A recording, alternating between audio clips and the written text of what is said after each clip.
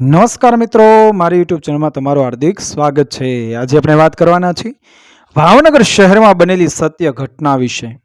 યા દેવી સર્વભૂતેષુ માતૃરૂપેણ સંસ્થિતા.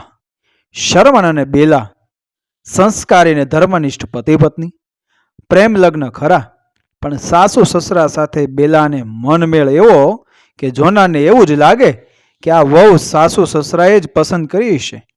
નાનું કુટુંબ સુખી કુટુંબ, સુખનું ખેતર હતું, સંતોષની માટી હતી અને એ માટીમાં દબાયેલા સપનાના વાવેતર હતા.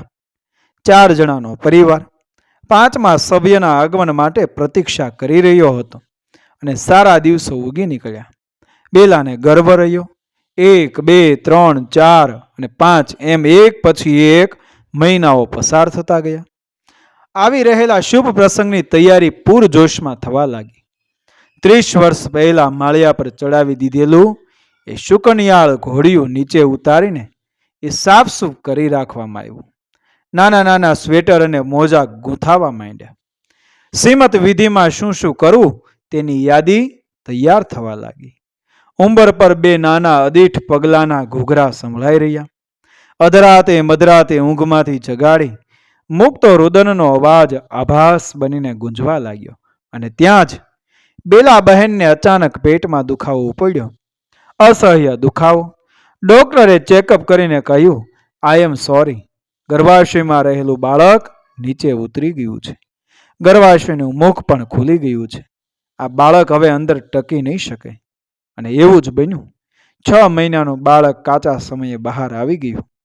થોડી વાર તરફડીને જ્યાંથી આવ્યું હતું ત્યાં જ પોતાના પરમ પિતા પાસે ચાલ્યું ગયું.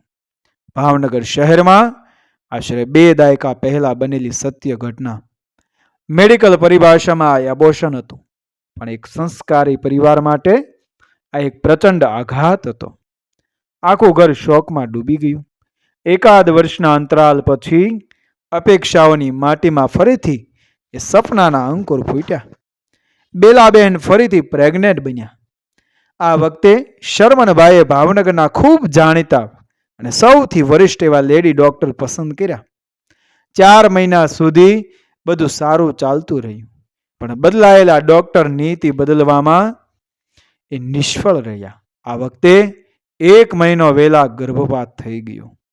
આ બીજી વારનો આઘાત હતો અને બમણો આઘાત હતો. મનુષ્યની આઘાતો સહન કરવાની શક્તિ અમાપ હોય છે. શરમનભાઈ અને બેલાબહેન આઘાતમાંથી બહાર આવીને ફરી પોતાના સંસારનો માળો ગૂંથવા માટે એ મથતા રહ્યા. અને દર વખતે વિધાતા વાવાઝોડું બનીને ત્રાટકતી રહી. 3જી વારનું એબોર્શન 3જા મહિને થઈ ગયું અને 4થી વારનું એબોર્શન તો પ્રેગ્નન્સી રહી તેની સાથે જ થઈ ગયું. દરેક વખતે ગર્ભાવસ્થાનો ગાળો ઘટતો રહ્યો. એક રાતે બેલા બહેને પતિની છાતી ઉપર માથું ઢાળીને રડી દીધું. મને લાગે છે કે હું તમને ક્યારેય બાળક આપી નહીં શકું. તમે એકના એક દીકરા છો, મારું માનશો? બીજું લગ્ન કરી લ્યો. ગાંડી, તું ભૂલી ગઈ કે આપણે પ્રેમ લગ્ન કર્યા છે? લગ્ન તો પછી કર્યા છે, પહેલા પ્રેમ કર્યો છે. ફરી વાર આ વાત ઉચ્ચારતી નહીં. શરમનભાઈ ક્યાંય સુધી પત્નીના માથા પર હાથ ફેરવતા રહ્યા અને છાતી પર ઢોળાતા ખારા ખારા ઊના આંસુઓનો સ્નેહપૂર્ણ વરસાદ અનુભવતા રહ્યા. એક દિવસ એક શુભેચ્છક મિત્ર પાસેથી માહિતી મળી, એકવાર ગોંડલ જઈ આવો. ત્યાં નાથાભાઈ જોશી નામના એક સંત પુરુષ બિરાજે છે. દોરા ધાગા, ભભૂતિ, વહેમ, અંધશ્રદ્ધા કે મેલી વિદ્યા જેવું કશું કરતા નથી. માં અંબાજીના પરમ કોટીના આરાધક છે. સાંભળ્યું છે કે માં અંબામાનું એ બાલ સ્વરૂપ ત્રિપુરા સુંદરી એમના પર પ્રસન્ન છે. એકવાર એમના દર્શન કરી આવો. મરતા ક્યાં નહીં કરતા. પતિ પત્ની શુભ દિવસ જોઈને સંચાર્યા. ત્યાં જે જોયું તે સાવ અનોખું હતું. કોઈ બાબા કે બાપુનો ભવ્ય આશ્રમ ન હતો. અંધ ભક્તોના ટોળા ન હતા. કોઈ મુગ્ધ શિષ્યાઓને ભોળવવા માટેની એકાંતવાળી કુટિયાઓ ન હતી. હતું માત્ર અબોલ સાત્વિકતા અને પવિત્રતાનું સામ્રાજ્ય. સમજદાર અને શિક્ષિત શ્રદ્ધાળુઓ ભાઈના દર્શન માટે પધાર્યા હતા. નાથાભાઈ વયોવૃદ્ધ થયા હતા એટલે માત્ર 10 મિનિટ પૂરતા જ દર્શન આપતા હતા. આ રોજિંદી ઘટના કોઈ પણ જાતના શોરબકોર વગર શાંતિપૂર્વક ચાલતી રહેતી હતી. શરમનભાઈ અને બેલાબહેન પણ લાઈનમાં ઊભા રહી ગયા. એક પછી એક શ્રદ્ધાળુ નાથાભાઈ પાસેથી પસાર થાય અને જરા પણ સમય લીધા વગર વંદન કરીને ચાલ્યા જાય.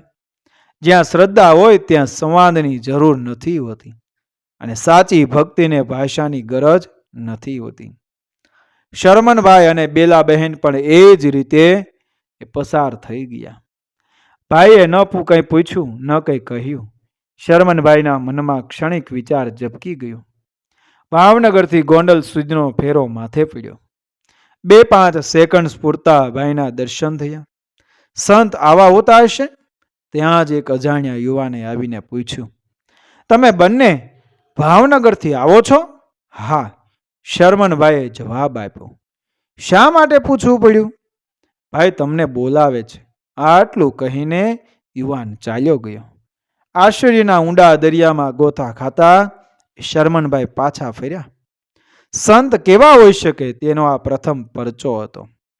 નાથાભાઈના ચરણોમાં માથું મૂકી અને ઊભા રહ્યા. નાથાભાઈએ પૂછ્યું, તમારું દુઃખ જણાવો. અને જવાબમાં શરમનભાઈએ પત્નીનું કાંડું ગ્રહીને પાછલા 7 વર્ષની એ વિતક કથા સિલસિલાબંધ વર્ણવી દીધી. અને પછી ભીની આંખે આજીજી કરી, ભાઈ, મને સંતાન પ્રાપ્તિની કોઈ જ સ્વાર્થી તૃષ્ણા નથી, પણ મારી માના સંતોષ માટે અને આ નિર્દોષ સ્ત્રીની રંખના પૂર્તિ માટે એક સંતાન જોઈએ છે. તમારી અંદર બિરાજમાન માં ત્રિપુરા સુંદરી. નાથાભાઈ જોશી આંખો બંધ કરીને બેસી ગયા. થોડી મિનિટો માણે જાણે કોઈ પરલોકે દુનિયામાં ચાલ્યા ગયા. પછી આંખો ઉઘાડી અને જ્યારે બોલવાનું શરૂ કર્યું ત્યારે એમનો અવાજ સાવ બદલાઈ ગયેલો લાગ્યો. જાણે એમની નાભીમાંથી કોઈ સર્વોચ્ચ સત્તા બોલી રહી હતી. એ માત્ર આટલું જ બોલ્યા, તમારા દુઃખનું નિવારણ માત્ર મેડિકલ સાયન્સ પાસે જ છે. માં ત્રિપુરા સુંદરીના આશીર્વાદથી તમને કોઈ સાત્વિક અને સર્વનિષ્ઠ ડોક્ટર એ મળી જશે. અને ત્યારે બસ આટલું જ. નહીં કોઈ મંત્ર, નહીં કોઈ તંત્ર, નહીં કોઈ વિધિ, નહીં કોઈ વિધાન, નહીં ભભૂતિ કે નહીં પ્રસાદ. ભાવનગર પરત ફરતી વખતે શરમનભાઈ મનોમન વિચારતા રહ્યા, ભાવનગરમાં જેટલા ખ્યાતનામ ડોક્ટરો હતા એટલા તો અજમાવી લીધા છે. હવે માતાજીએ ભાખેલો ધર્મનિષ્ઠ ડોક્ટર ક્યાં મળશે, ક્યારે મળશે અને કેવી રીતે મળશે? મા બાલા સુંદરીના આશીર્વાદ ગણો કે સંત તરફથી મળેલો સંકેત અથવા એક સહજ યોગાનુયોગ ગણો.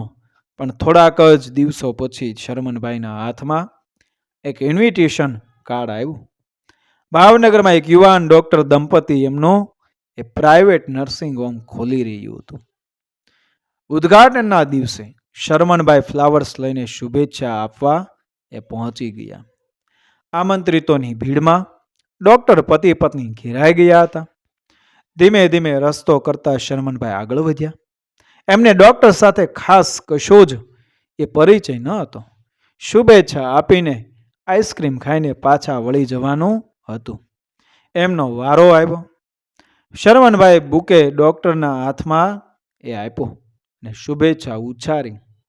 ભગવાન તમને સફળતા અને સમૃદ્ધિ અપાવે. એ જ સમયે શરમનભાઈની નજર ડોક્ટર યુગલની પાછળ દિવાલ ઉપર લટકતી એક તસવીર પર પડી. તસવીરમાં ગોંડલના અધ્યાત્મ પુરુષ નાથાભાઈ જોશી એ આશીર્વાદની મુદ્રામાં બિરાજમાન હતા.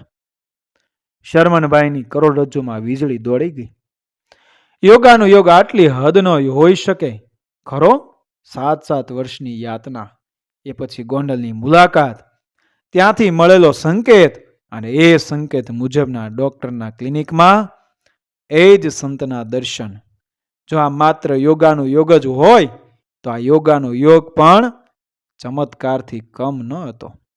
શરમનભાઈની નજરનો તંતુ પારખી ગયેલા ડોક્ટરે પૂછ્યું કે ભાઈ, તમે ગોંડલ ગયા છો ક્યારે?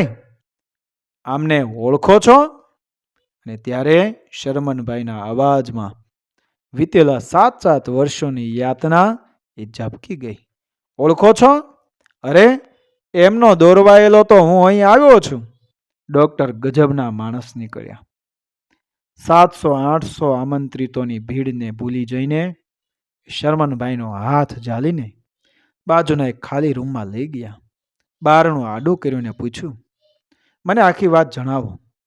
શરમનભાઈએ રડતા હૈયે પોતે ગુમાવેલા ચાર સંતાનો વિશે વાત કરી દીધી. ડોક્ટરે કહ્યું, આજે જ કહું, ઉદ્ઘાટન છે. કામની શરૂઆત આવતીકાલથી કરીશ. મારી પ્રાઇવેટ પ્રેક્ટિસનો સૌ પ્રથમ કેસ તમે બનશો. જૂના તમામ રિપોર્ટ્સ લઈને તમે કાલે આવી જજો. ડોક્ટર પતિ પત્ની 3 તબક્કામાં એ સારવાર આપી.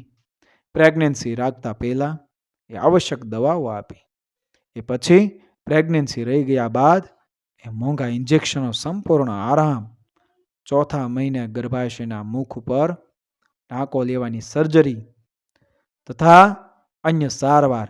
બેલાબહેનને ક્લિનિકમાં બોલાવવાને બદલે દર 15 દિવસે એમના ઘરે જઈને તપાસી આવવા અને પૂરા મહિના થયા ત્યારે નોર્મલ ડિલિવરીનું એ જરા પણ જોખમ લીધા વગર સિઝેરિયન દ્વારા તંદુરસ્ત બાળકનો જન્મ કરાવો.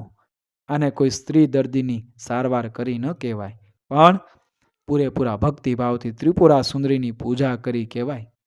સ્થળ સંકોચને કારણે ઘણી બધી રસદાયક વિગત અહીં લખી શકાય નથી, પણ એ જ ડોક્ટર કંપનીની કાળજીભરી સારવારથી શરમનભાઈને બેલાબહેનના સંસારમાં એક દીકરો ને એક દીકરી એ ભોગવી રહ્યા છે.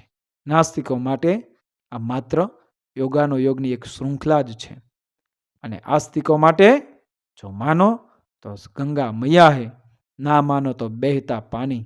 નાથાભાઈ જોશી, અસલ ચિત્ર લિખિત. મિત્રો, વિડીયો પસંદ આવે મારી ચેનલ સબસ્ક્રાઈબ કરો, ફોલો કરો, શેર કરો. મળીએ આવી જ ઘટનાને પ્રેરણાદાયક વાર્તાઓ સાથે આગળના વિડીયોમાં. બન્યા રહો મારી ચેનલ સાથે.